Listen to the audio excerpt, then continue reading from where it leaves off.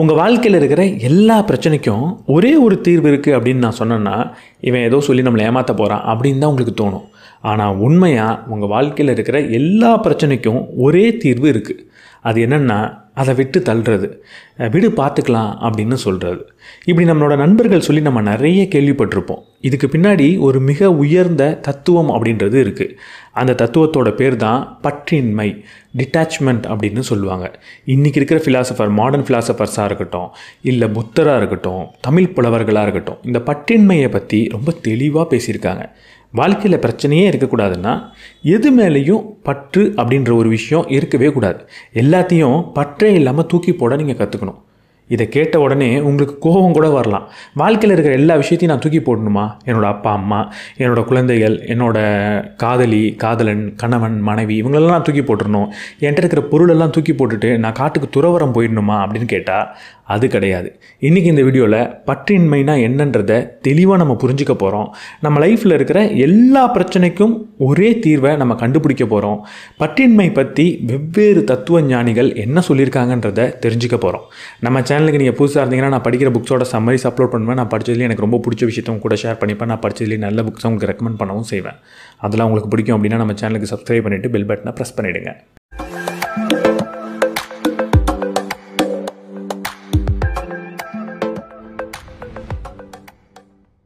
முதல்ல நம்ம பற்றின்மைனா என்னன்றதை தெளிவாக புரிஞ்சுக்கிட்டாகணும். இதை நான் இந்த காணொலியோட கடைசியில் சொல்லலாம் அப்படின்னு நினச்சிட்டு இருந்தேன். ஆனால் முதல்ல சொன்னால் தான் இதுக்கப்புறம் நான் சொல்ல போகிற எல்லா விஷயத்தையும் உங்களால் ஒழுங்காக புரிஞ்சுக்க முடியும் அப்படின்னு எனக்கு தோணுது. முதல்ல பற்றின்மைனா என்ன? என்கிட்ட இருக்கிற எல்லா விஷயத்தையும் நான் தூக்கி போடணுமா? அது கிடையவே கிடையாது. நிறைய பணத்தை நீங்கள் சம்பாதிக்கலாம். உங்கள் கூட இருக்கிற மனிதர்கள் கூட ஒரு நல்ல உறவை நீங்கள் வச்சுக்கலாம். இங்கே பிரச்சனை எப்போ வருது அப்படின்னா, என்கிட்ட இப்போ ஒரு பணம் இருக்குது, அந்த பணம் எனக்கு சந்தோஷத்தை கொடுக்குது. இந்த சந்தோஷம், இந்த பணத்தின் மூலியமாக வரக்கூடிய இந்த சந்தோஷம் கடைசி வரைக்கும் என் கூட இருக்கணும் அப்படின்னு நான் நினைக்கிறப்ப தான். என் கூட ஒரு மனிதர் இருக்கிறாரு, அவர் கடைசி வரைக்கும் என் கூடவே இருப்பார், இதே மாதிரி நட்பாக இருப்பார், அவர் எதிரியாக மாற மாட்டார், என்னை ஏமாற்ற மாட்டார் அப்படின்னு நினைக்கிறப்ப தான் அங்கே பிரச்சனைன்றது உருவாகுது. நம்ம லைஃப்பில் சில விஷயங்கள் இப்போ இருக்கும், அது எப்போவுமே இருக்கணும் அப்படின்னு நினைக்கிறப்ப தான் பிரச்சனையே உருவாகுது. இன்றைக்கி என்கிட்ட ஒரு விஷயம் இருக்குது, அது நாளைக்கு இல்லாமல் போயிடும் அப்படின்றத நம்ம புரிஞ்சுக்கிட்டாகணும். என்கிட்ட இருக்கிற அனைத்து விஷயத்தையும் நான் சந்தோஷமாக அனுபவித்து வாழ போகிறேன்.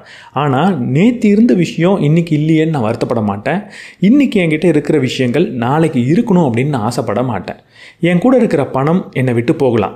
அந்த பணம் என்னை விட்டு போகிறப்போ என் கூட இருக்கிற மனிதர்கள் அதை எடுத்துகிட்டு போயிடலாம். என் கூட இருக்கிற மனிதர்கள் சில சமயம் என்னை விட்டு போகலாம்.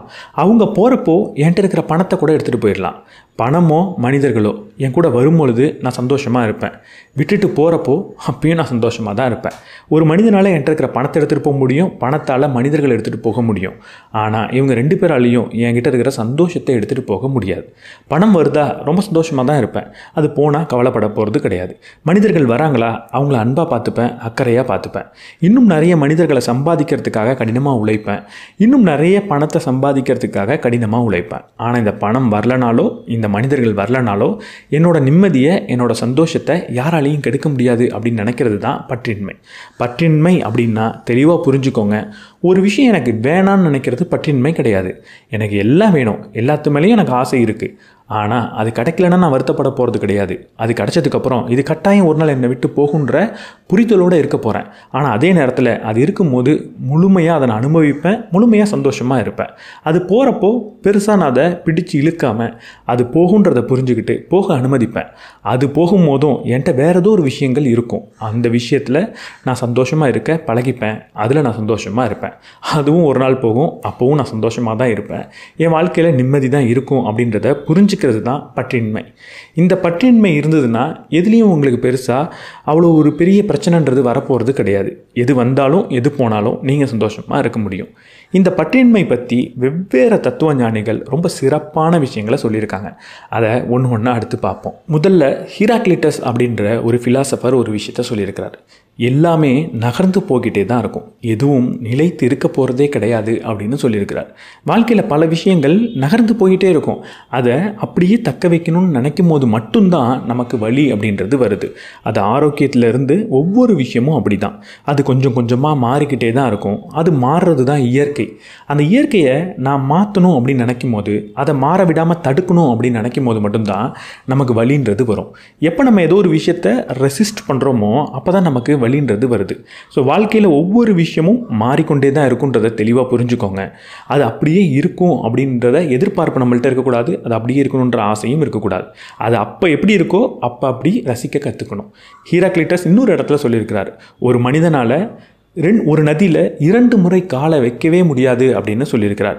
அதற்கு காரணம் என்னென்னா, அந்த நதின்றது நகர்ந்து போய்கிட்டே இருக்கும். அது மட்டும் இல்லாமல் முதல் தடவை காலை வச்சுட்டு 2வது தடவை காலை வைக்கிறப்போ அந்த மனிதனுமே மாறி தான் இருப்பான். ஒரு மனிதன் ஒவ்வொரு நிமிடமும் மாறிக்கிட்டே இருக்கான். ஒரு நதி ஒவ்வொரு நிமிடமும் நகர்ந்து ஓடிக்கிட்டே இருக்குது. அதனால் ஒரு மனிதனால் ஒரே நதியில் 2 முறை காலை வைக்கவே முடியாது அவன் வாழ்க்கையில். இது நமக்கு எதை சொல்ல வருது அப்படின்னா, வாழ்க்கையில் இருக்கிற அனைத்து விஷயங்களும் தொடர்ந்து மாறிக்கிட்டே தான் இருக்குது. உங்களுடைய குழந்தை இன்றைக்கி இருக்கிற மாதிரி நாளைக்கு இருக்க போகிறது இல்லை. வளர்ந்ததுக்கப்புறம் உங்களை உதாசீனப்படுத்தலாம், உங்கள் மேலே கோவப்படலாம். உங்கள் குழந்தை இப்போ எப்படி உங்கள் மேலே அன்பை செலுத்துதோ அதே மாதிரி கடைசி வரைக்கும் அன்பை செலுத்தணும். இப்போ எப்படி குழந்தை என் சொல் பேச்சை கேட்குதோ அதே மாதிரி கடைசி வரைக்கும் கேட்டுக்கிட்டே இருக்கணும் அப்படின்ற எதிர்பார்ப்பெல்லாம் உங்கள்கிட்ட இருந்ததுன்னா அதை உடனடியாக மாற்றிக்கோங்க. வாழ்க்கையில் இன்றைக்கி உங்களுக்கு பிடிச்ச மாதிரி ஒரு விஷயம் இருக்குன்னா அதை அனுபவிங்க. ஆனால் அதை தக்க வச்சுக்கணுன்ற ஆசையை எப்பவுமே வச்சுக்காதீங்க. எபிக்டஸ் சொல்றாரு, நம்ம வாழ்க்கையில சுதந்திரம் அப்படின்றது நம்மளோட ஆசைகளை பூர்த்தி பண்றது மூலியமா கிடைக்க போறதே கிடையாது. பூர்த்தி பண்ண முடியாத ஆசைகளை விட்டொழிக்கிறது மூலியமா மட்டும்தான் நமக்கு சுதந்திரம் அப்படின்ற ஒரு விஷயம் கிடைக்கும் அப்படின்னு அவர் சொல்றார். சுதந்திரம் அப்படின்னா நம்ம என்ன நினச்சிக்கிட்டு இருக்கோம், நாளைக்கு எனக்கு வேலை கிடச்சிருச்சுன்னா நான் ஃப்ரீயாக இருப்பேன், இந்த காலேஜை படித்து முடிச்சிட்டேன்னா ஃப்ரீயாக இருப்பேன், இல்லை இந்த டிவோர்ஸ் எனக்கு கிடச்சிருச்சுன்னா நான் ஃப்ரீயாக இருப்பேன் அப்படின்னு ஏதோ ஒரு நிகழ்வு நடந்தால் தான் நமக்கு சுதந்திரம் கிடைக்கும் அப்படின்னு நம்ம நினச்சிக்கிட்டு இருக்கோம். ஆனால் உண்மையாக சுதந்திரம் அப்படின்றது நம்ம ஆசைப்படுற ஒரு நிகழ்வு நடக்கிறது மூலிமா நமக்கு கிடைக்க போகிறது கிடையாது. ஏன்னா நம்ம நிறைய விஷயங்களுக்கு ஆசைப்படுவோம், அதில் சில விஷயம் கட்டாயம் நடந்தே தீரும். ஆனால் பல விஷயங்கள் நடக்கவே போகிறது கிடையாது. ஆசைப்படுறது தப்பு கிடையாது, ஆனால் ஆசைப்படும் பொழுது இது நடக்காமல் போகிறதுக்கான வாய்ப்பு இருக்குன்றதை புரிஞ்சுக்கோங்க. அப்படி நடக்கவே இது நடக்காது அப்படின்னு நமக்கு தெரிஞ்சதுக்கப்புறம் அந்த ஆசையை தக்க வச்சுக்காம அந்த ஆசையை விட கற்றுக்கிட்டிங்கன்னா அங்கே உங்களுக்கு சந்தோஷமும் சுதந்திரமும் கட்டாயம் கிடைக்கும். நம்ம விட்டொழிக்க வேண்டிய முக்கியமான ஒரு விஷயம் ஆசைகள் கிடையாது. எந்த ஆசைகள் கடைசி வரைக்கும் நிறைவேறாதுன்னு நமக்கு தெரிஞ்சிருச்சோ அந்த ஆசைகளை மட்டும்தான். புத்தர் சொல்கிறாரு, எந்நேரமும் கடந்த காலத்தை பற்றியே யோசிக்காதீங்க, எதிர்காலத்தை பற்றியே கனவு காணாதீங்க, நிகழ்காலத்துக்கு வாங்க, இங்கே தான் வாழ்க்கை இருக்குது அப்படின்னு. நம்ம பிடிச்சு வச்சுருக்கிறதுல பல விஷயங்கள் இருக்குது. ரொம்ப அதிகமாக நம்ம பிடிச்சு வச்சுக்கிட்டு இருக்க ஒரு விஷயம் என்னென்னா இந்த நேரம் மட்டும்தான். இந்த நேரத்தில் வாழ்கிறது என்னவோ நிகழ்காலத்தில் தான். ஆனால் நம்ம எப்போவும் கடந்த காலத்தையும் எதிர்காலத்தையும் ஒவ்வொரு கையில் பிடிச்சிக்கிட்டே இருக்கும். இது கட்டாயம் நமக்கு வலியை கொடுத்துக்கிட்டே இருக்கும். கடந்த காலத்தில் ஏதோ ஒரு தவறு நடந்திருக்கலாம், ஏதோ ஒரு இழப்பு நேரிட்டு இருக்கலாம். அதை நினச்சி நம்ம தொடர்ந்து கவலைப்பட்டுக்கிட்டே இருக்கணுன்ற அவசியம் கிடையாது. ஒரு நிகழ்வு நடக்கும்போது கவலைப்படுறது தப்பு கிடையாது, வருத்தப்படுறது தப்பு கிடையாது. ஆனால் அந்த நிகழ்வு கடந்து போனதுக்கு அப்புறமும் பல நாட்களுக்கு எந்நேரமும் அதையே கையில் பிடிச்சிக்கிட்டு இருக்கோம் அப்படின்னா நீங்கள் அங்கே வாழ முடியாது. அதே மாதிரி எதிர்காலத்தை பற்றி கனவு காணக்கூடாது அப்படின்னு இவர் சொல்கிறதோட அர்த்தம் என்னென்னா, எந்நேரமும் எதிர்காலத்தை பற்றியே சிந்திச்சுக்கிட்டு இருக்கக்கூடாது. எதிர்காலத்தில் ஏதோ ஒரு கனவு இருக்குன்னா அந்த கனவை பூர்த்தி பண்ணுறதுக்கு நிகழ்காலத்தில் தான் நீங்கள் வேலை செஞ்சாகணும். ஆனால் நிகழ்காலம் முழுவதும் எதிர்காலத்தை பற்றியே கனவு கண்டுக்கிட்டு இருந்தீங்கன்னா அங்கே கட்டாயம் உங்களுக்கு வலி மட்டும்தான் மிஞ்சும். முக்கியமாக நம்ம எதிர்காலத்தை பற்றி நல்ல கனவுகள் காண்றதுல எந்த ஒரு பிரச்சனையும் இல்லை. எனக்கு ஒரு நல்ல வேலை கிடைக்கணும், நான் நிறைய சம்பாதிக்கணும் அப்படின்ற கனவு நமக்கு வரதுல தப்பு கிடையாது. அதுவும் அளவோடு வரப்ப தப்புன்றது கிடையாது. ஆனால் முக்கால்வாசி நேரம் நம்ம அந்த எதிர்காலத்து கனவை ஒரு வழியாக மாற்றிக்கிறோம், ஒரு பயமாக தான் மாற்றிக்கிறோம். எனக்கு வேலை கிடைக்காம போயிடுமோ, ஒருவேளை எனக்கு நல்ல சம்பளம் வராமலே போயிடுமோ அப்படின்னு நம்ம கவலை தான் படுறோமே தவிர அதை ஒரு நல்ல கனவாக நம்ம அதிக நேரம் படுறது கிடையாது. எப்போ எதிர்கால கனவு நீண்ட நேரத்துக்கு நம்ம கூட இருக்கோ அப்போ அது பயமாக தான் இருக்குது. அதனால தான் இந்த எதிர்காலத்து கனவையும் கடந்த காலத்து கவலையும் விட்டொழிச்சிட்டு நிகழ்காலத்தில் என்ன செய்யணுமோ அதை செய்யுங்க அப்படின்னு புத்தர் சொல்கிறார். மார்க்கஸ் எரேலியஸ் சொல்கிறாரு, உங்களுக்கு உங்கள் மனதின் மீது மட்டும்தான் ஆதிக்கம் இருக்குது, வெளிப்புற நிகழ்வு மேலே கிடையாது. இதை எப்போ நீங்கள் புரிஞ்சுக்கிட்டீங்களோ அப்போ மட்டும்தான் உங்களுக்கு பலம் அப்படின்ற ஒரு விஷயம் வரும் அப்படின்னு சொல்கிறார். இங்கே நம்ம புரிஞ்சிக்க வேண்டியது, இந்த பற்றின்மையை நம்ம இன்னொரு இடத்துல காட்டணும். அது என்னென்னா, வெளிப்புற நிகழ்வுகள் மீது நம்ம பற்று இருக்கவே கூடாது. நம்மளோட பற்று நம்ம என்ன செய்யணும், நம்மளோட மனதில் எப்படிப்பட்ட சிந்தனையை வச்சுக்கணுன்றதில் இருக்கலாம். நான் இன்றைக்கி இந்த வேலையை செய்யணும் அப்படின்னு நினைக்கிறதுல ஒரு பற்று இருக்கிறதுல பிரச்சனை கிடையாது. நான் இப்படி தான் சிந்திப்பேன்றதை பற்றி நினைக்கிறதுல ஒரு பற்று இருக்கிறதுல பிரச்சனை கிடையாது. ஆனால் இந்த வேலையை நான் செஞ்சதுக்கப்புறம் இப்படிப்பட்ட விளைவு எனக்கு வரணும், இப்படிப்பட்ட ஒரு ரிசல்ட் வேணும்னு நான் ஆசைப்பட்டேன்னா அங்கே தான் பிரச்சனையாக வருது. ஸோ சிம்பிளாக சொல்லணுன்னா, ஸ்டாய்சிசம் நமக்கு சொல்லித்தர ஒரே ஒரு விஷயந்தான். உங்களோட கட்டுப்பாட்டில் எது இருக்கோ அதை பற்றி மட்டுமே சிந்திங்க, அதில் மட்டுமே வேலை செய்யுங்க. கட்டுப்பாட்டில் இல்லாத விஷயங்களை பற்றி சிந்தித்து நேரத்தை வீணடிக்காதீங்க அப்படின்னு சொல்லுது. ஸோ இதை நம்ம பற்றின்மை பார்வையில் பார்க்கணும் அப்படின்னா, கட்டுப்பாட்டில் இல்லாத எந்த ஒரு விஷயத்தின் மீதும் பற்ற வைக்காதீங்க அப்படின்னு சிம்பிளாக சொல்லிடலாம். ஸோ எது மேலே நான் பற்றோடு இருக்கணும், என் கட்டுப்பாட்டில் எதோ இருக்கோ அதில் நான் பற்றோடு இருக்கிறதுல தப்பே கிடையாது. என்னோடய ஆரோக்கியம், என்னோட மனநலம், என்னோட வேலை, உழைப்பு, என்னோட அறிவு, இதில் நான் பற்றோடு இருந்தேன்னா பிரச்சனையே கிடையாது. என்னோடய ஒழுக்கத்தின் மீது நான் பற்றோடு இருந்தேன்னா பிரச்சனையே கிடையாது. அது ரொம்ப நல்ல விஷயம். அதுக்காக தொடர்ந்து நீங்கள் உழைப்பீங்க, உங்களை நீங்கள் மேலே மேலே கொண்டு போவீங்க. ஆனால் இதெல்லாம் நான் செய்கிறப்போ என்ன மாதிரியான விளைவு வெளியிலேருந்து வரணும், இன்னொரு நபர்கிட்டேருந்து எனக்கு என்ன கிடைக்கணும் அப்படின்ற விஷயத்து மேலே நான் பற்ற செலுத்தினேன் அப்படின்னா அது என் கட்டுப்பாட்டில் இல்லை, அது எப்படி நடக்கும்னு நமக்கு தெரியாது. அப்போது அது நமக்கு கட்டாயம் வழியை கொடுக்கும். அப்போ பற்றின்மையை பற்றி நீங்கள் புரிஞ்சுக்கணுன்னா ரொம்ப சிம்பிளாக சொல்லிடலாம். உங்கள் கட்டுப்பாட்டில் இல்லாத ஒரு விஷயத்து மேலே பற்றுன்றதை வைக்காதீங்க. அதுவாக சில சமயம் உங்களுக்கு கிடைக்கும் போது அனுபவிச்சுக்கோங்க. அதை அனுபவிக்கும் போதே இது நம்மளை விட்டு போகிறதுக்கான வாய்ப்பு இருக்குன்றதையும் புரிஞ்சுக்கோங்க. உங்கள் வாழ்க்கையில் பிரச்சனைன்றது கட்டாயம் இருக்காது. இதே விஷயத்தை புத்தரும் சொல்லியிருப்பார். அமைதி அப்படின்றதும் நிம்மதி அப்படின்றதும் உங்களுக்குள்ளே இருந்து தான் வரும், வெளியிலேருந்து வராது அப்படின்னு அவர் சொல்லியிருப்பார். இது ரொம்ப ஆழமான ஒரு கருத்தாக நான் நினைக்கிறேன். நம்ம லைஃப்பில் நிம்மதியாக இருக்கணும் அப்படின்னு ஆசைப்படுவோம். ஆனால் எப்போ நிம்மதியாக இருக்க போகிறீங்கன்னு கேட்டால், என்னோடய பிள்ளைங்களுக்கெல்லாம் கல்யாணம் பண்ணி கொடுத்துட்டா நான் நிம்மதியாக இருப்பேன், இந்த வேலையெல்லாம் முடிச்சுட்டு ரிட்டையர் ஆகிட்டேன்னா நிம்மதியாக இருப்பேன் அப்படின்னு, இது நடந்துருச்சுன்னா நான் ரொம்ப நிம்மதியாக இருப்பேன் அப்படின்னு சொல்லுவோம். ஆனால் உண்மையாக வாழ்க்கையில் நிம்மதின்ற ஒரு விஷயம் உங்களுக்குள்ளேருந்து மட்டும்தான் வர முடியுமே தவிர வெளியிலேருந்து வரவே முடியாது. அப்போது நீங்கள் நிம்மதியாக இருக்கணும் அப்படின்னு ஆசைப்பட்டீங்கன்னா நிம்மதியாக இருங்க, வேறு எதுவுமே பண்ண முடியாது. ஆனால் இந்த ஒரு நிகழ்வு நடந்ததுக்கப்புறம் நான் நிம்மதியாக இருப்பேன்னு நீங்கள் சொன்னீங்கன்னா கட்டாயம் உங்களால் வாழ்க்கையில் நிம்மதியாக இருக்கவே முடியாது. அந்த நிகழ்வு கட்டாயம் நடக்கும், அதை கட்டாயம் நீங்கள் சாதிப்பீங்க. ஆனால் அதை சாதித்ததுக்கு அப்புறமும் இன்னும் சாதிக்க வேண்டிய தேவையும் இன்னும் மிகப்பெரிய பிரச்சனையும் உங்கள் முன்னாடி வரதான் போகுது. அப்போது அது நடந்ததுக்கப்புறம் நான் நிம்மதியாக இருப்பேன் அப்படின்னு தான் நீங்கள் சொல்வீங்க. நிம்மதியாக இருக்கணும்னா இப்போவே நிம்மதியாக இருந்தாகணும். ஏதோ ஒரு நிகழ்வு நடக்கணும், இல்லை ஏதோ வெளியிலேருந்து ஒரு விஷயம் நடக்கணும்னு நீங்கள் எதிர்பார்த்துக்கிட்டு இருந்தீங்கன்னா நீங்கள் கடைசி வரைக்கும் நிம்மதியாக இருக்க போகிறது கிடையாது. மார்க்கஸ் ரெல்லியஸ் சொல்கிறாரு, ஒரு சந்தோஷமான வாழ்க்கையை வாழ்கிறதுக்கு கம்மியான பொருட்களே போகும் அப்படின்னு சொல்கிறார். பிளேட்டோ சொல்கிறாரு, உங்கள்கிட்ட இருக்க முடிஞ்ச மிகப்பெரிய சொத்து என்ன அப்படின்னா கம்மியான பொருட்களை வச்சு வாழக்கூடிய திறன் அப்படின்னு சொல்கிறார். சாக்ரட்டிஸ், எந்த ஒரு மனிதனால் கம்மியான விஷயங்களை வச்சு நல்லா வாழ முடியுதோ அவன் தான் மிகப்பெரிய பணக்காரன் அப்படின்னு சொல்கிறார். செனேக்கா, பொருளே இல்லாதவன் ஏழை கிடையாது, எவ்வளவு பொருள் இருந்தாலும் அது எனக்கு பத்தலன்னு நினைக்கிற ஒருத்தவன் தான் ஏழை அப்படின்னு சொல்கிறார். இங்கே நம்ம புரிஞ்சிக்க வேண்டியது, பெரிய பொருட்களே நான் சம்பாதிக்கக்கூடாது, பெரிய செல்வத்துக்கு நான் ஆசைப்படக்கூடாது, அதற்காக உழைக்கக்கூடாது, அதை பற்றி சிந்திக்கக்கூடாதுன்னு யாருமே சொல்லலை. அதெல்லாம் நீங்கள் செய்யணும். ஆனால் அதெல்லாம் செய்கிறதுக்கு முன்னாடி ரொம்ப கம்மியான பொருட்களை வச்சு வாழ்கிறதுக்கான திறனை நீங்கள் வளர்த்துக்கணும். இது எல்லாத்தையும் நான் தேடி ஓட தான் போகிறேன், ஆனால் ஒருவேளை அதெல்லாம் கிடைக்கல அப்படின்னா அப்போவும் நான் சந்தோஷமாக தான் வாழ போகிறேன் அப்படின்ற ஒரு முடிவுன்றது உங்கள்கிட்ட இருக்கணும். அதற்கான திறனை வளர்த்துக்கிறதுக்கு நீங்கள் பயிற்சி பண்ணிக்கிட்டே இருக்கணும். செனேக்கா மிகப்பெரிய பணக்காரராக தான் இருந்தார். ஆனால் வாரத்துக்கு சில நாள் ஒரு பிச்சைக்காரன் போல் அவர் வாழ்வாராம். ஏன் இப்படி நீங்கள் கஷ்டப்பட்டு வாழணும் அப்படின்னு கேட்டால், நான் ஏழ்மையை பழகிக்கிறேன், ஏழ்மையை பயிற்சி பண்ணுறேன் ஏழ்மையில் வாழ்கிறதுக்கு அப்படின்னு சொல்வாராம். அதற்காக நம்மளும் வாரத்துக்கு 1-2 நாள் ரொம்ப ஏழ்மையில் இருக்கணுன்ற அவசியம் கிடையாது. ஒருவேளை உங்கள்கிட்ட செல்வம் இருந்ததுன்னா. ஆனால் பணம் இல்லைனாலும் வாழ முடியும் அப்படின்ற ஒரு திறனை நீங்கள் வளர்த்துக்கணும். அட்லீஸ்ட் ஒரு தாட்டை நீங்கள் வச்சுக்கணும். இந்த தாட் உங்கள்கிட்ட இருந்ததுன்னா நாளைக்கு உங்கள்கிட்ட இருக்கிற பணம் போயிடுமோன்ற பயம் உங்கள்கிட்ட இருக்காது, நீங்கள் நிம்மதியாக இருக்க முடியும். பணத்தை சம்பாதிக்கிறது பிரச்சனை கிடையாது, ஆனால் அது போயிடுமோ அப்படின்னு நினச்சி பயப்படுறதுல தான் எல்லா பிரச்சனையும் இருக்குது. திருவள்ளுவர் சொல்லியிருப்பார், ஒரு புயல் காற்றுல புல்லுக்கு எதுவுமே ஆகுறதில்ல, ஆனால் பெரிய பெரிய மரங்கள் தான் உடஞ்சி விழுது அப்படின்னு. நம்ம இங்கே புரிஞ்சிக்க வேண்டியது என்னென்னா, எப்போ நம்ம ரெசிஸ்ட் பண்ணுறோமோ அப்போ தான் பிரச்சனைன்றது வருது. ஒரு புல்லாலேயோ ஒரு மரத்தாலேயோ ஒரு புயலை கட்டுப்படுத்த முடியாது. ஆனால் அந்த புயல் அடிக்கும் போது அதற்காக நான் வளைஞ்சு கொடுக்க மாட்டேன், நான் என்னோட பொசிஷன்லேயே தான் நிற்பேன் அப்படின்னு சொல்லக்கூடிய மரங்கள் அந்த புயலால் தோற்கடிக்கப்படுது. நம்ம வாழ்க்கையிலையும் நிறைய புயல் அடிக்கும், அதை நம்மளால் கட்டுப்படுத்தவே முடியாது. நம்மளோட கலாச்சாரம் தொடர்ந்து மாறிக்கிட்டே இருக்கும். நம்ம இந்த கலாச்சாரத்திலே தான் நான் பிடிச்சிக்கிட்டு இருப்பேன் அப்படின்னு சொன்னால் அது கட்டாயம் நம்மளை அழிச்சிரும், நமக்கு கட்டாயம் அது மிகப்பெரிய வலியை கொடுக்கும். காலத்துக்கு ஏற்ற மாதிரி நம்மளை நம்ம ஃப்ளெக்சிபிளாக வச்சுக்கணும், வளைந்து கொடுத்து போக தெரியணும். ப்ரூஸ்லியும் ஒரு இடத்துல சொல்லியிருப்பார், be like water my friend அப்படின்னு. ஒரு தண்ணியை போல் வளைஞ்சு ஓட கற்றுக்கோங்க அப்படின்னு அவர் சொல்லியிருப்பார். உடம்புல ஃப்ளெக்சிபிலிட்டி எவ்வளவு முக்கியமோ அதே மாதிரி வாழ்க்கையில் நம்மளோட ஐடியாலஜிலையும் ஃப்ளெக்சிபிலிட்டின்றது ரொம்ப முக்கியம். இன்றைக்கி இருக்கிற ஐடியாலஜி இது நமக்கு சரின்னு தோணலாம், ஆனால் நாளைக்கு இன்னும் சில வருடங்கள் கழித்து இதுவே தப்பு அப்படின்றத நம்ம புரிஞ்சுப்போம். அப்போது நான் சொன்னது தான் சரி, என்னோடய ஐடியாலஜி தான் சரி, இதை நான் மாற்றிக்க மாட்டேன் அப்படின்னு இறுக்கி பிடிச்சிக்கிட்டு இருந்தீங்கன்னா இந்த உலகம் உங்களுக்கு மிகப்பெரிய காயத்தை தொடர்ந்து கொடுத்துக்கிட்டே இருக்கும். அந்த புயலில் கட்டாயம் இந்த மரம்ன்றது உடஞ்சி போகும். பல விஷயங்கள் மேலே நம்ம பற்றோடு இருக்கக்கூடாது. அதில் ரொம்ப முக்கியமான ஒரு விஷயம் இந்த ஐடியாலஜி தான். எந்த ஒரு ஐடியாலஜிலையும் முழுமையான பற்றை வச்சுக்காதீங்க. அது அப்போ உங்களுக்கு சரின்னு பட்டதுன்னா அதை செய்கிறதுல தப்பு கிடையாது. ஆனால் கடைசி வரைக்கும் அந்த ஒரு ஐடியாலஜி தான் சரியாக இருக்கணுன்றதுக்காக நீங்கள் போராட ஆரம்பிச்சிங்கன்னா அங்கே தான் பிரச்சனையே வருது. ரூமி சொல்கிறாரு, இந்த மாபெரும் சமுத்திரத்தில் நீங்கள் ஒரு துளி கிடையாது, நீங்கள் தான் இந்த மாபெரும் சமுத்திரம் அப்படின்னு சொல்கிறார்.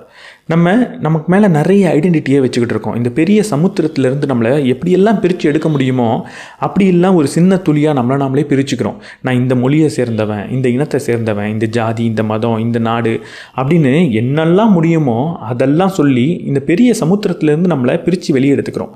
ஆனால் இந்த பெரிய சமுத்திரமே நம்ம தான் அப்படின்றத நம்ம புரிஞ்சுக்கிறது கிடையாது. இந்த யூனிவர்ஸே நம்ம தான். இந்த யூனிவர்ஸில் இருக்கக்கூடிய எல்லா விஷயமும் எப்படி உருவானதோ அப்படி தான் நம்மளும் உருவாகியிருக்கோம். இந்த யூனிவர்ஸ்லேருந்து நம்மளை பிரித்து எடுக்க முடியாது. இந்த உயிர்கள் அப்படின்ற ஒரு கூட்டத்திலேருந்து நம்மளை பிரித்து எடுக்க முடியாது. இந்த ஒட்டுமொத்த பிரபஞ்சம் உயிர்கள் அப்படின்ற ஒரு விஷயத்துலேருந்தே நம்மளை பிரித்து எடுக்க முடியாதப்போ மனிதர்களுக்குள்ளேயே நம்மளையே நம்ம பிரித்து எடுத்துக்கணும். அப்படி பிரித்து எடுக்கிறப்போ நான் ஒரு பெரிய சமுத்திரத்திலேருந்து ஒரு சின்ன துளியை எடுத்து அதை பார்த்து சந்தோஷப்பட்டுக்கிற மாதிரி தான் இருக்குது. நீங்கள் அட்டாச் ஆகக்கூடாத, பற்று அதிகமாக வைக்கக்கூடாத ஒரு முக்கியமான விஷயம் என்ன அப்படின்னா இப்படிப்பட்ட அடையாளங்கள் தான், இப்படிப்பட்ட ஐடென்டிட்டி தான். நான் இந்த இனத்தை சேர்ந்தவன் தான் அப்படின்னு அதில் நீங்கள் எப்போ பற்று வைக்கிறீங்களோ அங்கே ஒரு சின்ன பிரச்சனை வருது. என்னென்னா அந்த இனத்தை சாராத மற்ற எல்லாரையும் நீங்கள் இல்லை அப்படின்னு நீங்கள் நினச்சிட்றீங்க, உங்களோட எதிரியாக நீங்கள் பார்க்க ஆரம்பிச்சிடுறீங்க. அப்படி பார்க்குறப்போ அது கட்டாயம் உங்களுக்கு வலியை தான் கொடுக்கும். அலெக்சாண்டர் போப் தவறு செய்கிறது மனிதனோட தன்மை, மன்னிக்கிறது கடவுளோட தன்மை அப்படின்னு சொல்கிறார். நம்ம காயப்படுத்துறதுக்காக கையில் ஒரு விஷயத்தை இறுக்கமாக பிடிச்சி வச்சுக்கிட்டு இருக்கோம். அது என்ன தெரியுமா? அடுத்தவங்க நமக்கு பண்ண ஒரு தவறு தான். தவறை பண்ணிவிட்டு அவங்க கூட சந்தோஷமாக வாழ்க்கையில் அதுக்கப்புறம் இருந்துருவாங்க. நம்மளை பற்றி மறந்துருப்பாங்க, நமக்கு தவறு பண்ணதை கூட அவங்க மறந்துருப்பாங்க.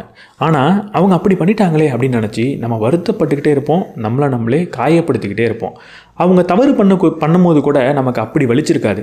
ஆனால் அதுக்கப்புறம் அதை தொடர்ந்து கையிலேயே பிடிச்சிக்கிட்டு அதை பற்றி சிந்திச்சு அதை பற்றியே பேசி நம்மளே அளவுக்கு அதிகமாக காயப்படுத்திக்கிட்டு இருப்போம். ஒரு சாயங்கால நேரத்தில் ஒரு காஃபி குடிக்கிறோம் நண்பர்களோடு உட்காந்து அப்படின்னா அந்த இடத்துல கூட பேசுகிறதுக்கு நிறைய நல்ல விஷயங்கள் இருந்தாலும் அவன் அன்றைக்கி என்ன பண்ணான் தெரியுமா அப்படின்னு அதை டாப்பிக்காக எடுத்து நம்ம பேசிக்கிட்டே இருப்போம். இப்படி பேசும்போது நம்மளே காயப்படுத்திக்கிட்டும் இருப்போம். இங்கே புரிஞ்சிக்க வேண்டிய இன்னொரு விஷயமும் இருக்குது. தவறு பண்ணுறது மனித தன்மை தான். ஆனால் நம்ம அடுத்தவன் எனக்கு தவறு பண்ணிட்டானே அப்படின்னு நினைக்கிற பல விஷயங்கள் உண்மையாக தவறானதாகவே இருக்காது. நமக்கு அது காயத்தை கொடுத்துருச்சுன்ற ஒரே காரணத்துக்காக அவன் பண்ணது தவறு அப்படின்னு நம்ம சொல்லிடவே முடியாது. ஒவ்வொரு மனிதனுக்கும் ஏதோ தேவை இருக்குது, அவனுக்கு ஒரு ஃபிலாசபி இருக்குது, ஒரு ஐடியாலஜி இருக்குது. அதற்காக அவன் ஏதோ விஷயங்களை செஞ்சுட்டு போவான். அப்போ அது தெரியாமல் நம்மளை காயப்படுத்திருச்சுன்றதுக்காக அவன் செஞ்சது தவறு அப்படின்றது கிடையாது. ஒரு குடும்பத்தில் இருக்கிற எல்லார்கிட்டையும் போய் கேட்டிங்கன்னா என் சொந்தக்காரங்களே ரொம்ப மோசமானவங்க, நான் அவனுக்காக நிறைய நல்லது செஞ்சுருக்கேன், ஆனால் அவன் எனக்கு இப்படிப்பட்ட ஒரு விஷயத்தை செஞ்சுட்டான் அப்படின்னு சொல்லுவான். ஒரு குடும்பத்தில் இருக்கிற எல்லாருமே இதே டைலாக்கை சொன்னால் அப்போ உண்மையாக யார் தான் தப்பு பண்ணது? யாருமே தப்பு பண்ணல. அவங்க வாழ்க்கையை அவங்களுக்கு சரின்னு தோன்றபடி அவங்க வாழ்ந்துக்கிட்டு இருக்காங்க. சில சமயம் அது நம்மளை காயப்படுத்திடுது. அதற்காக அவங்க பண்ணதை சரி அப்படின்னு தலையில் தூக்கி வச்சு நீங்கள் கொண்டாடணுன்ற அவசியம் கிடையாது. அட்லீஸ்ட் அதை நீங்கள் மறந்தாவது போகலாம், அவங்கள மன்னிக்கவாது செய்யலாம். அதற்கப்புறம் அவங்க கூட நீங்கள் பழகணுன்னெலாம் நான் சொல்லலை, பழகாமல் இருக்கலாம். இங்கே நீங்கள் புரிஞ்சிக்க வேண்டியது அடுத்தவங்க பண்ண தவறை நம்ம மன்னிக்கிறது அவங்களுக்காக கிடையாது, நமக்காக தான். அந்த தவறை கையிலேயே பிடிச்சிக்கிட்டு இருந்தால் நம்மளை தான் அது காயப்படுத்தும். அதை மன்னிக்கிறது தான் நம்மளோட நிம்மதிக்கான ஒரே வழி. அலெக்சாண்டர் போப் இன்னொரு இடத்துல எதையும் எதிர்பார்க்காத ஒரு மனிதன் மிகவும் பாக்கியசாலி, ஏன்னா அவன் ஏமாற போகிறதே கிடையாது அப்படின்னு சொல்கிறார். நம்ம வாழ்க்கையில் நடக்கக்கூடிய அனைத்து ஏமாற்றத்துக்கும் ஒரே ஒரு காரணம் தான், நம்மளுடைய எதிர்பார்ப்பு. நம்மளை அவன் ஏமாற்றிட்டான், இவன் ஏமாற்றிட்டான், அந்த விஷயம் ஏமாற்றிட்டுலாம் நம்ம சொல்லலாம். ஆனால் உண்மையாக வெளியில் எந்த ஒரு நிகழ்வாலையும் எந்த ஒரு மனிதனாலையும் நம்மளை ஏமாற்றவே முடியாது. நம்மளோட எதிர்பார்ப்பால் மட்டும்தான் நம்மளை ஏமாற்ற முடியும். நேற்று ரோட்டில் நடந்து போயிட்டு இருந்தேன், ஒருத்தர் பார்த்துட்டு பார்க்காத மாதிரி போனார், என்னை பார்த்து சிரிக்கவே இல்லை. எனக்கு கொஞ்சம் கூட அங்கே ஏமாற்றம் இல்லை, ஏன்னா அந்த நம்பர் யாருன்னே எனக்கு தெரியாது. ஆனால் அதுவே ஒரு என்னோடய நண்பனாக இருந்தால், என்ன இவன் என்னை பார்த்துட்டு பார்க்காத மாதிரி போகிறான், என்னை பார்த்து ஒரு ஹாய் கூட சொல்லலை, சிரிக்க கூட இல்லையே அப்படின்னு எனக்கு அது ஒரு காயத்தை தருது. காரணம் என்னென்னா, அவன் என் நண்பன், அவன் மேலே எனக்கு ஒரு எதிர்பார்ப்பு இருக்குது, என்னை பார்த்தா சிரிப்பான் அப்படின்ற ஒரு எதிர்பார்ப்பு இருக்குது. அதனால தான் அங்கே நான் ஏமாந்தே போனேன். ஒருவேளை ஒரு நிகழ்வால் என்னை ஏமாற்ற முடியும் அப்படின்னா, எனக்கு தெரியாத ஒரு நபர் அதை செய்கிறப்பையும் நாங்கள் ஏமாந்து போகணும். ஆனால் அங்கே நான் ஏமாந்து போகிறதில்ல அப்படின்னா, எல்லாராலையும் என்னை ஏமாற்ற முடியறதில்லை அப்படின்னா, அப்போது எங்கே நான் எதிர்பார்க்குறேனோ அங்கே தான் நான் ஏமாந்து போகிறேன். வாழ்க்கையில் எல்லா பிரச்சனைகளுக்கும் காரணம், எல்லா சஃபரிங், எல்லா துன்பத்துக்கும் ஒரு காரணம் இருக்குன்னா அது எதிர்பார்ப்பு தான். எந்த ஒரு எதிர்பார்ப்பும் இல்லாமல் நீங்கள் வாழ்க்கையை நடத்துனீங்கன்னா கட்டாயம் அங்கே நீங்கள் சந்தோஷமாக இருப்பீங்க. இந்த எதிர்பார்ப்பு மேலே ஒரு பற்று இல்லாமல் நீங்கள் இருந்தீங்கன்னா, எதிர்பார்ப்புன்ற ஒரு விஷயத்தை தூக்கி போட்டிங்கன்னா உங்கள் வாழ்க்கையில் பிரச்சனைன்றது இருக்காது. எபிக்டேட்டர் சொல்கிறாரு, உங்கள் வாழ்க்கையை யாராலெல்லாம் முன்னேற்ற முடியுமோ அவங்க சூழ தான் நீங்கள் வாழணும் அப்படின்னு. ஜார்ஜ் வாஷிங்டன் ஒரு இடத்துல சொல்லியிருப்பார், ஒரு மோசமான மனிதர்கள் சூழ வாழ்கிறத விட தனிமையில் வாழ்கிறதே பெட்டர் அப்படின்னு. இந்த பற்றின்மையோட ரொம்ப கடினமான பகுதி என்னென்னா, நமக்கு பிடிச்ச சில நபர்கள்ட்ட இருந்து பற்ற விலக்கிக்கிட்டு வெளியே வர்றது தான். நம்மளோட ரொம்ப நெருங்கிய நண்பர்களாக இருப்பாங்க, நமக்கு ரொம்ப பிடித்த நபர்களாக இருப்பாங்க, ஆனால் அவங்க நல்ல மனிதர்களாக இருக்க மாட்டாங்க. அப்படிப்பட்ட சூழலில் நீங்கள் செய்ய வேண்டிய முக்கியமான ஒரு விஷயம் என்னென்னா, அவங்க உங்களுக்கு எவ்வளோ பிடிச்சிருந்தாலும், அவங்க உங்களுக்கு உண்மையாக எவ்வளவு உதவி பண்ணியிருந்தாலும், அவங்க தனி மனிதனாக நல்ல மனிதன் இல்லை அப்படின்னா அவங்க கூட நீங்கள் இருக்க முடியாது. அவங்கள விட்டு விலகி தான் வரணும். எடுத்த உடனே விலகி வரணுன்ற அவசியம் கிடையாது. அவங்கள முதல்ல நீங்கள் திருத்த முயற்சி செய்யலாம். ஆனால் திருத்த முடியாது அப்படின்றது உங்களுக்கு புரிஞ்சிருச்சுன்னா, அங்கே செய்ய வேண்டிய முக்கியமான விஷயம், அவங்க மீது நீங்கள் பற்றோடு இருக்கக்கூடாது. அவங்க உங்களுக்காக உயிரையே கொடுத்துருக்கலாம், உதவி பெருசாக பண்ணியிருக்கலாம், உங்களுக்கு உதவி பண்ணியிருக்காங்க, உங்களுக்கு ஒரு நல்லது செஞ்சுருக்காங்கன்ற ஒரு காரணத்துக்காக ஒரு கெட்ட மனிதன் நல்லவனாக மாறிட மாட்டான். அதற்காக அவங்க கூட நீங்கள் எக்காரணத்தை கொண்டும் இருக்கக்கூடாது. அங்கே பற்றற்று நீங்கள் பிரிஞ்சு வர்றது ரொம்ப முக்கியம். அதுதான் இந்த உலகத்துக்கு நீங்கள் பண்ணுற நல்லது, அதுதான் உங்களுக்கும் நீங்கள் பண்ணிக்கிற நல்லது. அதை செய்யும் போது தான் உங்கள் வாழ்க்கையில் இருக்கிற பிரச்சனைகள் குறையவும் செய்யும். உங்கள் வாழ்க்கையில் இருக்கிற அனைத்து பிரச்சனைக்கும் தீர்வு அப்படின்னு நான் சொல்கிறப்போ, பற்றின்மைக்கு நிகரான இன்னொரு வார்த்தையும் நான் சொல்லியாகணும். அதோட பேர் தான் ஒப்பிடாமை. எப்போனா இன்னொரு நபர் கூட என்னை நான் தொடர்ந்து ஒப்பிட்டுக்கிட்டே இருக்கணும், அப்போ தான் பிரச்சனைன்றதே முதல்ல வருது. வாழ்க்கையில் இருக்கிற நல்ல விஷயங்கள் கூட ஒரு பிரச்சனையாக மாறும் எப்போனா நான் ஒப்பிட்டு பார்க்குறப்போ. நானும் பக்கத்து வீட்டுக்காரரும் ஒரு குடிசையில் வாழ்ந்துக்கிட்டு இருக்கோம். 2 பேரும் ஒரு நல்ல வீட்டில் வாழணுன்ற கனவோடு இருக்கிறோம். 2 பேருமே வாழ்க்கையில் கடினமாக உழைக்கவும் ஆரம்பிச்சிட்டோம். ஒரு 2 வருஷம் ஆயிடுச்சு. பக்கத்து வீட்டுக்காரரை பார்க்குறேன், ஒரு 4 அடுக்குக்கு பெரிய மாடி வீடு கட்டிட்டார், ஒரு பங்களாவில் வாழ ஆரம்பிச்சிட்டாரு. நான் ஒரு குடிசையில் இருந்தேன், இப்போ ஒரு சின்ன ஓட்டு வீடு கட்டியிருக்கிறேன். கொஞ்சமாக ஒரு நல்ல பெட்டு, கொஞ்சம் சின்ன சின்ன ஃபர்னிச்சர் மட்டும்தான் வாங்கியிருக்கிறேன். இப்போது அவரை பார்க்கும்போது நான் வாழ்க்கையில் தோற்று போயிட்டேனே அப்படின்னு எனக்கு தோணலாம். ஆனால் உண்மையாக நான் தோற்றா போயிருக்கேன். ஒரு குடிசையிலேருந்து ஒரு ஓட்டு வீடுக்கு மாறியிருக்கேன். தரையில் படுத்து தூங்கிட்டு இருந்தேன்னா எனக்கு பிடிச்ச மாதிரியான ஒரு மெத்தையை வாங்கியிருக்கேன், சில ஃபர்னிச்சர்ஸாக வாங்கியிருக்கேன். நான் உண்மையாக வாழ்க்கையில் வெற்றி தான் பெற்றிருக்கேன். ஆனால் ஒப்பிட்டு பார்க்கும்போது அதுவே ஒரு தோல்வி மாதிரி தெரியுது. வாழ்க்கையில் இருக்கிற அனைத்து பிரச்சனைக்கும் காரணம் ஒப்பிடுறது தான். இந்த இன்னொரு நபர் மீது பற்று கொண்டு அவங்க வாழ்க்கையில் என்ன நடக்குதுன்றதை கவனிக்கும் போது தான் நம்ம வாழ்க்கையில் நடக்கிற விஷயங்கள் பிரச்சனை அப்படின்னு நமக்கு தோணும். இந்த ஒப்பிடாமையை எப்போ கடைப்பிடிக்கிறீங்களோ, இன்னொரு நபர் மீது அவருடைய வாழ்க்கை மீது பற்று இல்லாமல் எப்போ இருக்கீங்களோ, உங்கள் வாழ்க்கையில் பிரச்சனைன்றதே வராது. முதல்ல அதை தீர்க்கறதுக்கு லாவோ ட்சு ஒரு விஷயத்த சொல்கிறாரு. இப்போ நான் எப்படிப்பட்ட மனிதனாக இருக்கணும், அதை எப்போ விடுறனோ அப்போ தான் நான் எப்படிப்பட்ட மனிதனாக ஆக முடியுமோ அப்படிப்பட்ட மனிதனாக ஆகிறேன் அப்படின்னு. நம்ம இப்போ ஒரு வேலையில் இருப்போம். அந்த வேலை பெருசாக நமக்கு ஒரு பணத்தை கொடுக்காது, பெருசாக ஒரு திருப்தியையும் கொடுக்காது. ஆனால் ரொம்ப நாளாக அந்த வேலையில் இருந்ததுனால அது நமக்கு ஒரு கம்ஃபர்ட்டாக இருக்கும், அது நமக்கு ஒரு சொகுசை கொடுக்க ஆரம்பிச்சிருக்கும். அதனால நம்ம என்ன பண்ணுவோம்னா அந்த வேலையிலேயே இருப்போம், அதை இறுக்கி கையில் பிடிச்சிக்கிட்டு இருப்போம். எப்போது அந்த வேலையிலேருந்து கையை எடுக்கிறோமோ, அதை நம்ம விடுறோமோ, அப்போ தான் நம்ம எப்படிப்பட்ட மனிதனாக மாற முடியுமோ அப்படிப்பட்ட மனிதனாக மாறுவோம். அவ்வளோ பெரிய ஒரு இடத்துக்கு போவோம். நம்ம இப்போ ஒரு கம்ஃபர்ட் ஜோனில் இருக்கோம் அப்படின்னா முதல்ல நீங்கள் புரிஞ்சிக்க வேண்டியது, இப்போ நம்ம இருக்கிறது கம்ஃபர்ட் ஜோன்லாம் கிடையாது. ரொம்ப நாளாக இங்கே இருக்கிறதுனால தான் இது கம்ஃபர்ட்டாக இருக்குது. ஏதோ ஒரு பெரிய இடத்துக்கு நம்மளால் போகணுன்ற ஆசை நமக்கு இருக்கும். ஆனால் அதை பார்க்குறதுக்கு பயமாக இருக்கும். அங்கே போனால் நமக்கு கம்ஃபர்ட்டாக இருக்காது அப்படின்னு நமக்கு தோணும். அங்கே நீங்கள் புரிஞ்சிக்க வேண்டிய இன்னொரு விஷயம், அது மேபி பார்க்குறதுக்கு கம்ஃபர்ட் இல்லாமல் இருக்கலாம். அங்கே போய் கொஞ்ச நாள் இருந்தால் அதுவும் கம்ஃபர்ட்டாக ஆகிடும் அப்படின்றத நீங்கள் புரிஞ்சுக்கணும். வாழ்க்கையில் எப்படிப்பட்ட மனிதனாக நீங்கள் ஆகணும்னு ஆசைப்படுறீங்களோ அப்படிப்பட்ட மனிதனாக நீங்கள் மாறணுன்னா இப்போ எப்படிப்பட்ட மனிதனாக இருக்கீங்களோ அது மீது பற்று இல்லாமல் அதை தூக்கி போட நீங்கள் கற்றுக்கணும். அப்போ தான் வாழ்க்கையில் எந்த ஒரு விஷயத்தையும் செய்ய முடியும். இது வாழ்க்கையில் முன்னேறத்துக்கு மட்டும் கிடையாது, நிறைய விஷயங்களுக்கு புரிஞ்சு போகும். நான் வாழ்க்கையில் ரொம்ப ஒரு நல்ல மனிதனாக மாறணும், இல்லை ரொம்ப ஹெல்த்தியான ஒரு மனிதனாக மாறணும் அப்படின்னா இப்போ என்கிட்ட இருக்கிற அன்ஹெல்த்தியான ஹேபிட்டை விட்டு தான் ஆகணும். அதை விடுறது கஷ்டமாக இருந்தாலும் அது மீது நான் பற்று கொள்ளக்கூடாது. ஒரு நல்ல மனிதனாக மாறணும்னா இப்போ என்கிட்ட இருக்கிற தீய பழக்கங்களை நான் விட்டு தான் ஆகணும், அது மீது பற்றோடு இருக்கக்கூடாது. ஸ்டீஃபன் வில்லியம் ஹாக்கிங் சொல்கிறாரு, உங்களோட காலை பார்க்கறதுக்கு பதிலாக கொஞ்சம் நட்சத்திரங்களை பார்க்க ஆரம்பிங்க அப்படின்னு. ஏன் என்னோடய காலையும் நான் பார்க்குறேன், நட்சத்திரத்தையும் நான் பார்க்குறேன் அப்படின்னு கேட்டால், நான் நிற்கும் போது ஒன்று என்னோடய காலை என்னால் பார்க்க முடியும், இல்லைனா நட்சத்திரங்களை என்னால் பார்க்க முடியும். என் காலை பார்க்கணுன்னு நான் முடிவெடுத்துட்டேன்னா நட்சத்திரத்தை பார்க்க மாட்டேன்ற முடிவையும் நான் சேர்த்தே தான் எடுத்திருக்கேன்.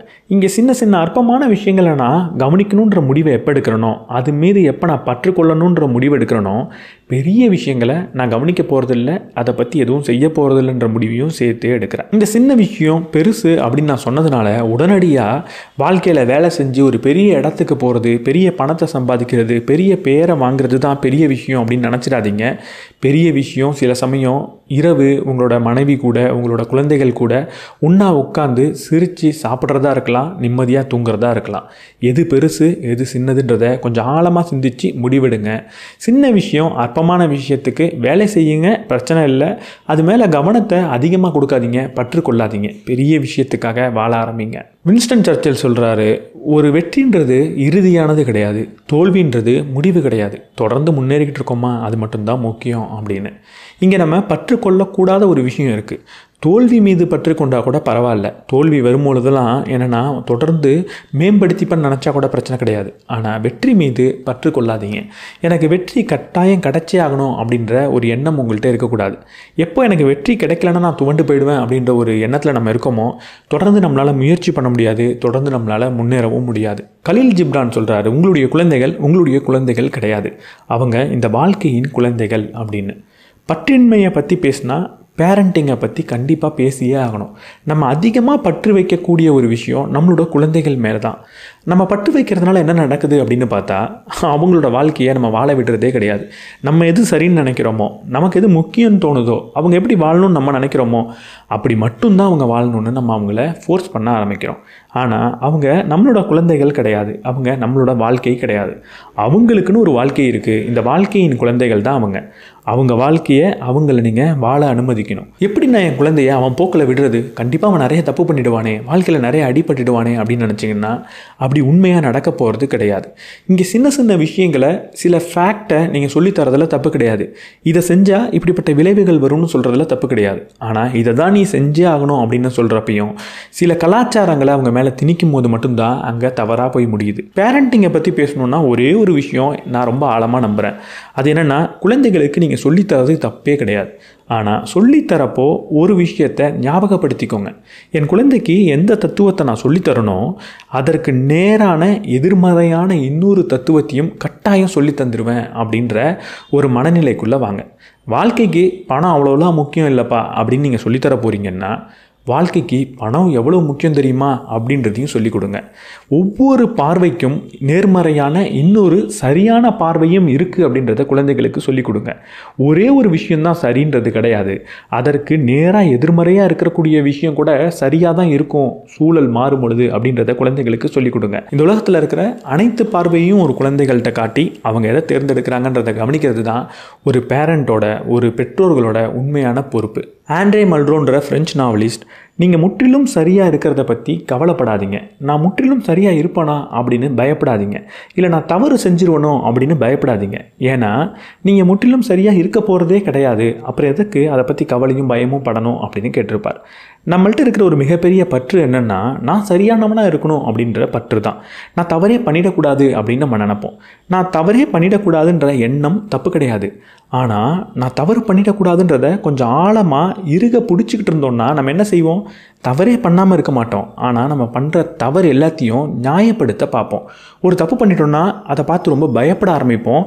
தப்பு பண்ணியிருக்கக்கூடாது அப்படின்னு நினைப்போம், தப்பு பண்ணதை மறைக்கணும்னு நினைப்போம். நான் சரியாக தான் இருக்கணுன்ற ஒரு பற்று என்கிட்ட இல்லாமல் இருந்ததுன்னா தவறு பண்ணுறது சாதாரணம்னு நினைப்பேன். ஒவ்வொரு தவறையும் நான் ஏற்றுக்க நினைப்பேன். அப்போது தொடர்ந்து என்னென்னா முன்னேற்றிக்கவும் செய்வேன். ரூமி ஒரு இடத்துல கேட்குறாரு, ஏன் துக்கமாக இருக்க, உன்னை விட்டு எது போச்சோ கண்டிப்பாக அது திரும்ப வரும் அப்படின்னு சொல்லியிருப்பார். நமக்கு எது கிடைக்குதோ அது கண்டிப்பாக ஒரு நாள் நம்மளை விட்டு போகுன்ற தத்துவத்தை தாண்டி உங்களை விட்டு எது போனதோ கண்டிப்பாக அது திரும்பவும் வரும் அப்படின்னு ரூமி சொல்கிறார்.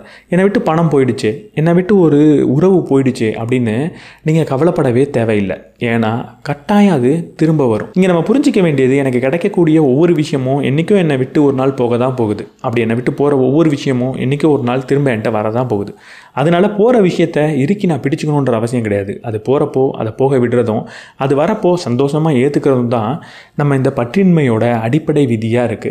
ஜான் கீட்ஸ் அப்படின்றவர் அழகுன்றது உங்கள் கூட என்றைக்குமே இருக்கும், அதனால் அதை நினச்சி சந்தோஷப்படுங்க அப்படின்னு சொல்லியிருக்கார். இதை கேட்ட உடனே இது பற்றின்மை மாதிரியே இல்லையே, அழகுன்றது என்னை விட்டு ஒரு நாள் போயிடும் அப்படின்னு சொல்கிறது தான் பற்றின்மை ஒரு ஃபிலாசபி மாதிரி இருக்குது. ஆனால் அழகுன்றது எப்படி என் கூட எப்போவுமே இருக்கும், இது உண்மையும் கிடையாதே அப்படின்னு கேட்டால், இன்றைக்கும் நீங்கள் அழகாக இருக்கிறதுக்கு ஒரு அழகான வழி இருக்குது. அது என்னென்னா, அழகுனா என்னன்ற டெஃபினிஷனை அவ்வப்போது நீங்கள் மாற்றிக்கிட்டே இருக்கணும். இதுதான் அழகு அப்படின்னு இறுக்கி பிடிச்சிக்கிட்டு இருக்கப்ப தான் நீங்கள் அசிங்கமான நபராக மாறவே செய்கிறீங்க. இந்த உலகத்தில் அழகுன்றதை யார் சொல்கிறது? நான் தான் சொல்கிறேன் அப்படின்னா அதை இறுக்கி பிடிச்சிக்கணும்னு அவசியம் கிடையாது. இன்றைக்கி நான் எப்படி இருக்கணும், அதுதான் எனக்கு இன்றைக்கி பியூட்டின்றதோட டெஃபினேஷன். எதிர்காலத்தில் நான் என்னோடய தோல் சுருங்கலாம், தலையெல்லாம் நிறச்சி போகலாம். அன்றைக்கி அழகுன்ற டெஃபினேஷனை நான் மாற்றிக்க தயாராக இருந்தேன் அப்படின்னா கடைசி வரைக்கும் நான் அழகாக இருப்பேன். இந்த எந்த ஒரு ஐடியாலஜியும் இறுக்கி பிடிச்சிக்காமல் இருந்தோம் அப்படின்னா கடைசி வரைக்கும் நம்ம வாழ்க்கையும் இப்படி அழகாக இருக்கும். இந்த விஷயங்களை தான் இந்த டிட்டாச்மெண்ட் பற்றி, பற்றின்மை பற்றி உங்கள் கூட பகிர்ந்துக்கணும் அப்படின்னு நினச்சேன். வீடியோவை முடிக்கிறதுக்கு முன்னாடி திரும்ப அதே விஷயத்த சொல்லிடுறேன். பற்றின்மை அப்படின்னா என்கிட்ட இருக்கிற விஷயங்களெல்லாம் தூக்கி போட்டுடணும் அப்படின்ற அவசியம் கிடையாது. இருக்கிற விஷயங்களை சந்தோஷமாக அனுபவிக்கணும். ஆனால் அது என்றைக்கு நம்மளை விட்டு போகுதோ அன்றைக்கி அந்த சந்தோஷத்தையும் அதை எடுத்துகிட்டு போகாமல் நம்ம பார்த்துக்கணும். வர ஒவ்வொரு விஷயமும் என்றைக்கோ ஒரு நாள் போகுன்றதை புரிஞ்சுக்கணும். போகிற ஒவ்வொரு விஷயமும் என்றைக்கோ ஒரு நாள் நமக்கு வரும் அப்படின்றத புரிஞ்சுக்கணும். பற்றின்மை அப்படின்னா பணத்தை சேமிக்கவே கூடாதுன்னு நான் சொல்கிறேன், பணத்துக்கு எதிராக ஏதோ ஒரு விஷயத்தை பேசுகிறேன் அப்படின்றது கிடையாது. ஒவ்வொரு நல்ல மனிதனோட குறிக்கோளும் என்னவாக இருக்கணும் அப்படின்னா, நல்ல வழியில் நிறைய பணத்தை சம்பாதிக்கணும் அப்படின்றதாக தான் இருக்கணும். உங்கள் வாழ்க்கையோட அர்த்தம் என்ன, காரணம் என்ன, நான் வாழ்க்கையில் என்ன செய்யணும் அப்படின்னு உங்களுக்கு தெரியலன்னா உடனடியாக போய் நிறைய பணத்தை சம்பாதிங்க. நல்ல வழியில் அந்த பணத்தை சம்பாதிக்கிறீங்க அப்படின்னா அதுதான் உங்கள் வாழ்க்கையோட குறிக்கோள். அதை செஞ்சாலே போகிறோம், உங்கள் வாழ்க்கையில் எல்லாமே கிடச்சிரும். போன வீடியோவில் சில பேர் கேட்டிருந்தீங்க, பின்னாடி ஒரு சிலை இருக்கே அது என்னது, ஏதாவது கடவுள் சிலையா அப்படின்னு. இது திருவள்ளுவரோட சிலை. எனக்கு ரொம்ப பிடிச்ச ஒரு சிலை. இதை வாங்கணும்னு நினச்சிட்டு இருந்தேன், இப்போ தான் எனக்கு டைம் கிடச்சிது இதை வாங்குறதுக்கு. ஸோ இதுதான் என்னோட பின்னாடி இருக்கிறது. இந்த வீடியோ பற்றி என்ன நினைக்கிறீங்கன்றதை கமெண்ட் செக்ஷனில் சொல்லுங்கள். இந்த வீடியோ உங்களுக்கு பிடிச்சிருந்தனா லைக் பண்ணிவிட்டு உங்கள் நண்பர்களோட ஷேர் பண்ணுங்கள். நம்ம சேனலுக்கு நீங்கள் புதுசாக இருந்தீங்கன்னா சப்ஸ்கிரைப் பண்ணிவிட்டு பெல் பட்டனை ப்ரெஸ் பண்ணிவிடுங்க.